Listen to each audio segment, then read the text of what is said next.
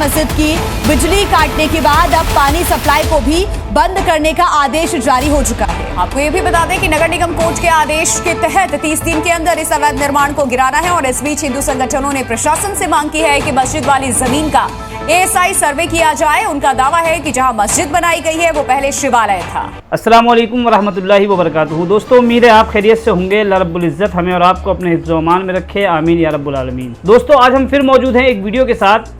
इस वीडियो में हम बात करेंगे कि हिंदुस्तान में जो आज माहौल बनाया जा रहा है, कुछ चरमपंथी लोगों की वजह से हिंदुस्तान का माहौल जो है वो ख़राब करने की कोशिश की जा रही है।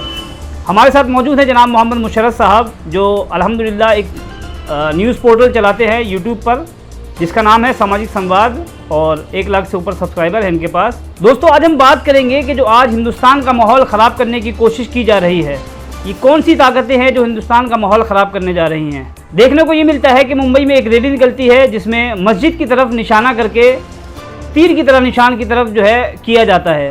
आखिरकार ये लोग कहाँ से सीख कर आते हैं सब चीज़ें। अभी हमने देखा एक वीडियो, वो वीडियो शाहजहाँपुर का है। वहाँ कुछ हुड़दंगई लोगों ने मज़ार को तोड़ा और वहाँ पे मूर्ति दफन करने की कोशिश की, ताकि आने वाले वक्त में उसको बाबरी मस्जिद और राम मंदिर वाला जो पूरा जो मैटर था वैसा बनाने की कोशिश की जा सके। दोस्तों, आखिर ये कौन लोग हैं, ये कहाँ से सीख के आते हैं। और तो और अभी आपको पता होगा कि शिमला में जो हालात बने हुए थे पिछले कई दिनों से, वहाँ पे एक भीड़, बेकाबू भीड़, कभी बुजुर्ग की पिटाई करती है, कभी ज़ोर ज़ोर से चिल्ला कर ये कहती है कि यहाँ पे मुल्ले कासी नहीं चलेंगे, नहीं चलेंगे, नहीं चलेंगे। आखिर कौन इन लोगों को कमांड दे रहा है, ये किसके बहकावे में भीड़ काम कर रही है। अब मंडी वाली मस्जिद को लेकर एक नया विवाद खड़ा हो गया है। उसमें हिंदू संगठनों का ये कहना है कि यहाँ पे पहले शिवालय था, इसको ASI की निगरानी में भेजा जाए और ये सर्वेक्षण करें और पता लगाएं कि यहाँ पे शिवालय था या मस्जिद थी। अजीब सा माहौल देश में बनाने की कोशिश की जा रही है। दोस्तों, इन्हीं सब टॉपिक के ऊपर बात करेंगे हम। हमारे साथ मौजूद हैं एक जाने मानी शख्सियत जो सामाजिक संवाद के नाम से एक यूट्यूब चैनल चलाते हैं और जनता की आवाज़ को जन जन तक पहुंचाते हैं और सरकारों तक पहुंचाते हैं। बखूबी अपनी जिम्मेदारी निभा रहे हैं ये, और इन्हीं के साथ हम जो है बात करेंगे इस बारे में कि आज जो माहौल ख़राब हो रहा है वो माहौल कौन लोग ख़राब कर रहे हैं। चलिए चलते हैं मोहम्मद मुशर्रफ साहब के पास। बहुत बहुत शुक्रिया आपका, आपने अपने चैनल पर हमें मौका दिया बोलने का, और मैं आपके दर्शकों को बहुत बहुत उनका धन्यवाद करना चाहता हूं कि वो लगातार आपको फॉलो करते हैं, देखते हैं, और एक अच्छी तादाद में आपकी वीडियोस चल रही हैं, और जो सवाल आप माशरे में पहुंचाना चाहते हैं वो उन तक पहुंच रहा है। तो इसके लिए आपका चैनल इस्लाम रंग का बहुत बहुत शुक्रिया। और आपका जैसा कि सवाल है, आपने जो एक शब्द जोड़ा कि तीर का इशारा करते हुए मस्जिद की तरफ वीडियोस बनाई जा रही है और हुड़दंग मचाया जा रहा है, तो आरिफ साहब मैं आपसे इतना कहना चाहूँगा कि ये तीर, मेरा जो जहन है, जो मैंने तीर को जो पहचाना है, वो मर्यादा पुरुषोत्तम राम, उनसे मैंने इस तीर को पहचाना है कि वो किस तरह से रावण का उन्होंने वध किया था। आज हमारे आसपास जो आप उपद्रव मचाते हुए लोग देख रहे हैं, ये वही लोग हैं जो रावण का कैरेक्टर निभा रहे हैं, लेकिन फ़र्क बस इतना है कि वो जय श्री राम का नारा लगाकर ये काम कर रहे हैं। आपको याद होगा, जैसा कि आपने सीरियल्स में देखा होगा या पढ़ा होगा या अपने बड़े बुजुर्गों से सुना होगा, कि जब राम जी ने रावण का वध किया तो अपने छोटे भाई लक्ष्मण से कहा, हे लक्ष्मण, रावण के पास जाओ और जाकर उससे ज्ञान लो, क्योंकि वो रावण बहुत ज्ञानी है, उसके पास जाओ और जाकर ज्ञान लो। अपने बड़े भाई की आज्ञा मांगते हुए लक्ष्मण रावण के पास गए और उसके सिरहाने खड़े होकर कहते हैं कि मुझे मेरे बड़े भाई राम जी ने भेजा है तुमसे ज्ञान लेने के लिए, मुझे ज्ञान दो। उसने बोला, तुम्हें क्या ही ज्ञान दूं, तुम्हें तो ज्ञान लेना भी नहीं आता, तुम्हें शिक्षा लेने भी नहीं आती, मैं तुम्हें क्या ज्ञान दूं। ये सुनकर लक्ष्मण जी थोड़े से उनके अंदर भी प्रभाव हुआ कि ये इंसान मेरे से मरने की कगार पर ऐसा बोल रहा है। वो पलट के चल दिए राम जी के पास, और राम जी से आके बोलते हैं कि भैया, आप उसके एटीट्यूड देख रहे हैं, उसका ईगो देख रहे हैं, बिल्कुल मृत्यु के कागार पर है, मृत्यु द्वार पर है, मरने वाला है, उसके बावजूद भी उसका एटीट्यूड खत्म नहीं हो रहा उस इंसान का, घमंड में है वो। बोला, आखिर बताओ हुआ क्या है। मेरे शब्दों को पकड़ने की कोशिश कीजिएगा कि राम जी ने अपने छोटे भाई लक्ष्मण से पूछा कि बताओ हुआ क्या है। यानी कि किसी भी कंडीशन में हू हल्ला जो एक भीड़ मचा रही है, पुलिस जो वहां पर खड़ी है, कोई कार्रवाई तरीके की नहीं है, उस भीड़ का हिस्सा बनकर कोई ये पूछने वाला नहीं है कि बताओ हुआ क्या है। मस्जिद को तोड़ने की बात आती है, सब तैयार हैं, हुआ क्या है ये कुछ नहीं मालूम, करना क्या है कुछ नहीं मालूम, सिर्फ इतना है कि एक टारगेट है कि मस्जिद है उसको तोड़ना है। वहां पर मस्जिद को तोड़ने के लिए हजारों लोगों की भीड़ है। आरिफ साहब, मैं आपसे शर्तिया तौर पर बात करना चाहता हूं, लिखित में बात करना चाहता हूं, एक सादा पेपर लाइए, मैं उस पर सिग्नेचर करके देता हूं आपको। आप एक शख्स को वहां से उठा के ले आइए और उससे पूछिए कि राम कौन थे, उससे समझिए कि राम का चरित्र क्या था, उससे पर्सनैलिटी ऑफ राम समझिए।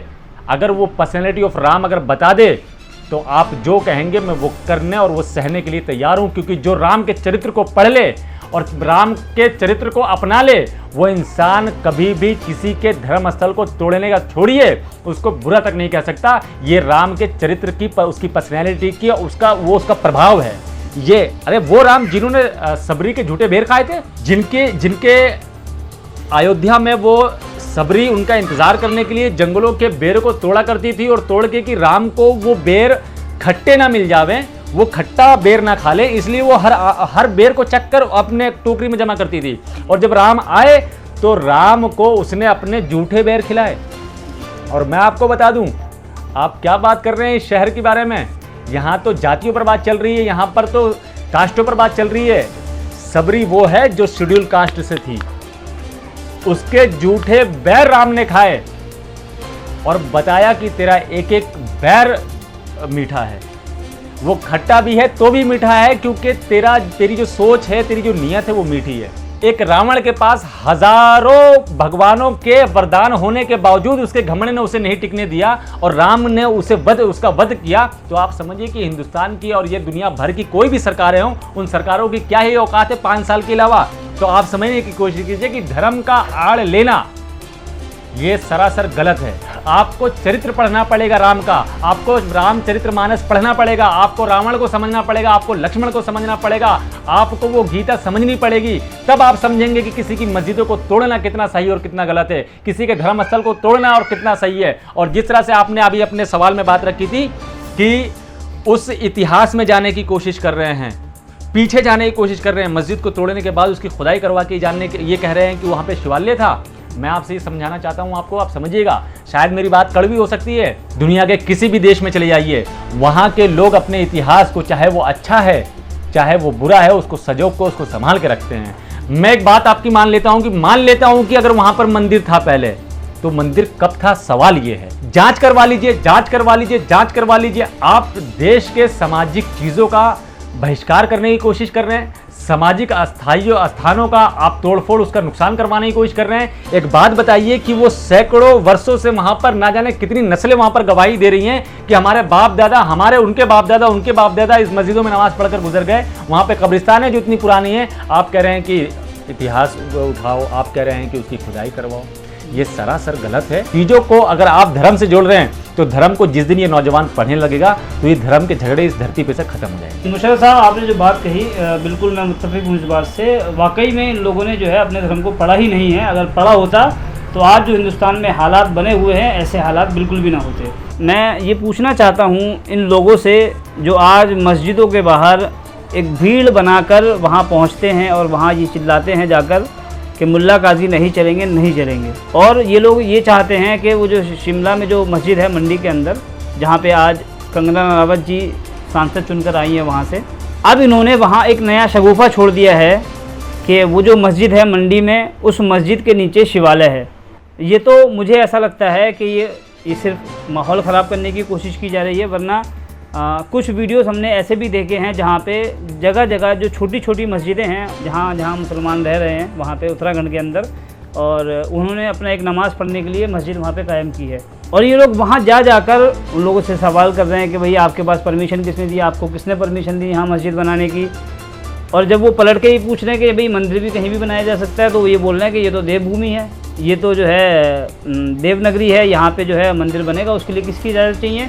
तो मैं यही पूछना चाहता हूं कि जब मंदिर बनाने की इजाज़त की ज़रूरत नहीं है तो मस्जिद बनाने की इजाज़त का कानून कहां से आया।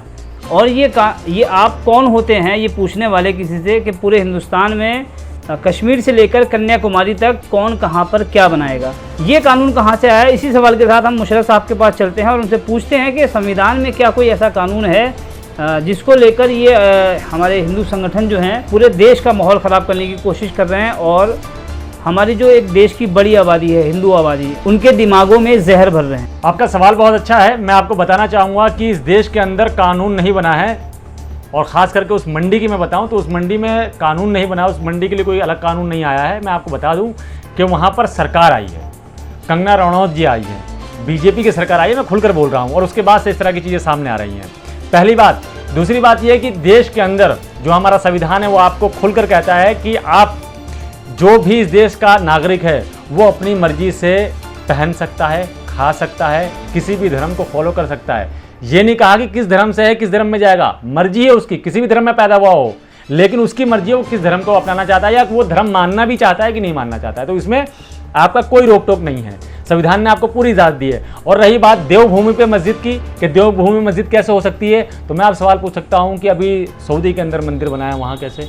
ये मुसलमान है जो हर जगह आपको एक्सेप्ट कर रहा है, और आप हिंदुस्तान में ही मुसलमान, जो कि मुसलमान यहीं के जो लोग यहीं रह रहे हैं, उन्हीं को आप यहाँ एक्सेप्ट नहीं कर रहे हैं। आप ये समझने की कोशिश कीजिए कि इस देश के अंदर अब आप जो है आप कह रहे हैं देवभूमि है, अगर वो देवभूमि है तो देवभूमि के साथ साथ आप इस हिंदुस्तान का छोड़ दीजिए, मैं आपको बाहरी कंट्री सऊदी की बता रहा हूँ, वहाँ पर एक भव्य मंदिर बनाया गया और जिसका उद्घाटन मोदी जी कर आए। और इस बात को बोलने से मैं बिल्कुल भी नहीं हिचकूंगा कि ये सारा का सारा प्रोपेगेंडा, ये मस्जिदों को तोड़ने की कोशिश, ये मस्जिदों पर हमला, मुसलमानों पर हमला, ये खुले तौर पर सरकार और सरकार के द्वारा चलाए जा रहे लोग, जो संघ, आरएसएस, इस तरह के जो दल हैं, बजरंग दल, तमाम इस तरह के जो लोग हैं, वो इस कार्रवाई को अंजाम देने की कोशिश करते हैं। और खुद तो चंद हैं लेकिन पूरी भीड़ को भड़काने की कोशिश करते हैं, मासूम लोगों को आगे करने की कोशिश करते हैं, और धर्म और आस्था के नाम पर धर्म और आस्था का ही नुकसान पहुंचाते हैं। और इसमें सरकार की सबसे बड़ी नाकामी है कि वो एक आंख फूटी करके दूसरी आंख से देख रही है और सिर्फ एक तरफा देख रही है। अगर एक तरफ मंदिर पर अगर कोई नुकसान होता है तो पूरी सरकार और पूरी मीडिया चिल्ला चिल्ला कर कहती है कि इस पर जो है जिहादियों ने हमला किया, और दूसरी तरफ अगर कहीं मस्जिद पर हमला हो रहा है, मस्जिद पर कोई नुकसान हो रहा है, मुसलमानों के साथ कोई दिक्कत पैदा की जा रही है, तो उनके लिए एक लड़ाई झगड़े जैसी चीज़ें बोल दी जाती है, और या तो फिर अवैध मस्जिद और अवैध कब्रिस्तान और अवैध चीज़ें बोलकर इस तरह की चीज़ों को मीडिया में दिखाया जाता है और सरकारों के द्वारा ये फैलाया जाता है। तो ये खुले तौर पर है कि सरकारें आज आपके साथ दोहरा व्यवहार अपना रही है। जी बिल्कुल, आपने बिल्कुल सही कहा, और मैं अपनी बात को एक छोटी सी बात कहकर ख़त्म करूँगा। आज जो ये लोग छोटी छोटी सी बातों को लेकर एक बड़ा विवाद खड़ा करने की कोशिश करते हैं, कब्रिस्तान जिहाद, थूक जिहाद, लव जिहाद, ये जिहाद वो जिहाद आपके सामने है, मैं कोई इसमें अलग बात नहीं कर रहा हूँ। लेकिन अभी एक खबर आई है जिस खबर में हमें ये देखने को मिल रहा है, इंडिया के साउथ में एक मंदिर के अंदर प्रसाद को लेकर एक बड़ा विवाद होने वाला है। वो क्या विवाद है दोस्तों, मैं आपको बताऊं। वो विवाद ये है कि वहाँ जो प्रसाद बांटा जाता है उस प्रसाद के अंदर जानवर की चर्बी मिलाकर भक्तों को खिलाई जा रही है जी। अब मैं क्या इस बात को लेकर उसको प्रसाद जिहाद बोलना चालू कर दूं? क्या ये सही होगा? ये मेरा सवाल है आप हिंदू भाइयों से। ये जो संगठन काम कर रहे हैं ये हम मुसलमानों को बदनाम और आपका फ़ायदा उठाने की कोशिश कर रहे हैं। अभी आपने एक बार पुराने टाइम में आपने सुना होगा कि हैदराबाद के एक नेता ने ये कहा था कि 15 मिनट के लिए पुलिस हटा दो, हम बता देंगे। फिर एक नेता ने, बीजेपी के एक नेता ने ये ऐलान किया है कि 24 घंटे के लिए पुलिस को छुट्टी पर भेज दो, फिर हम बता देंगे। मैं एक बाप की औलाद नहीं हूँ, अगर ये ना हो जाए तो इस तरह की तमाम बातें करिए। तो वहाँ पर तो पुलिस कार्रवाई हुई, कोर्ट में केस चल रहा है, कोर्ट तय करेगा कि हैदराबाद वाले नेता को छोड़ा जाएगा, माफ़ किया जाएगा या फिर उन्हें सज़ा मिलेगी।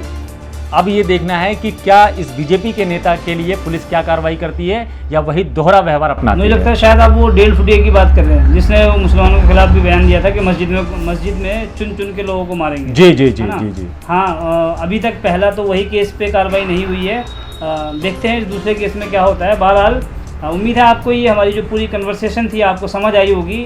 दोस्तों वीडियो अगर समझ आई हो तो वीडियो को लाइक कीजिए, चैनल को सब्सक्राइब कीजिए, और मैं जनाब मुशर्रफ साहब का जो चैनल है वो डिस्क्रिप्शन में डाल दूंगा, आप एंड स्क्रीन में भी देख सकते हैं इनका चैनल, वहाँ पे जाके आप इनको सब्सक्राइब कर सकते हैं।